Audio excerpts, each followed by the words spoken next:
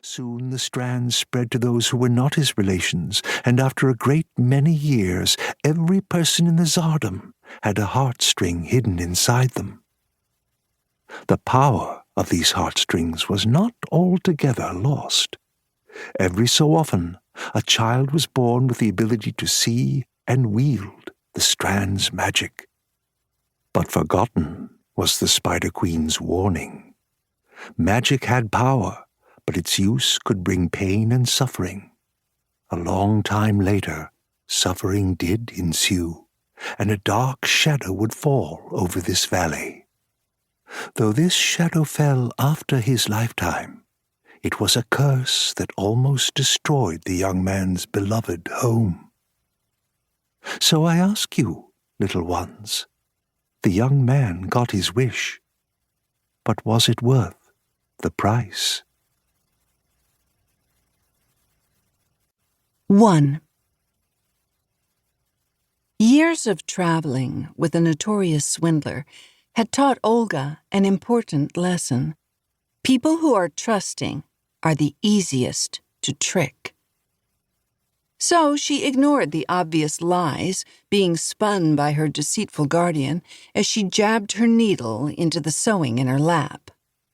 "My illustrious lady!" shouted Mr. Bulgakov at a passing woman. "Don't be shy. Your beauty needs no decoration, but our fine jewelry will complement the sparkle of your eyes." Mr. Bulgakov gave his usual speeches to the visitors of the market, but so far no one had been drawn in. Other merchants were beginning to disassemble their stalls, and very few stragglers meandered past, those who did only half listening to Mr. Bulgakov's entreaties. "Jewelry, fine fabric, delicate trinkets, and music boxes. We have sold to tsars and kings and sultans. Oh, so exquisite are our wares." Behind the wagon, Olga stayed hidden. She wasn't good at interacting with customers. She yanked the thread, groaning as she made yet another messy stitch that her magic could not quite hide. There was a rustle of fabric, and Mr. Bulgakov peeked around the tent to glare at her. "This is your fault. They can see through your magic. They know that the merchandise is shoddy." His cheeks were red beneath his beard from the heat of the day. Dust from the road flecked the brim of his cap. Olga bit back the temptation to tell him that he could lie a little less extravagantly, but that was a criticism he would not receive well. And his critique of her magic was accurate. Her crudely knotted heartstring around the tin necklaces and threadbare fabrics could fool only 1 person in 10. Most people could discern that something wasn't right, even if they couldn't tell that magic was involved. "Psst, Olga, what do you think?"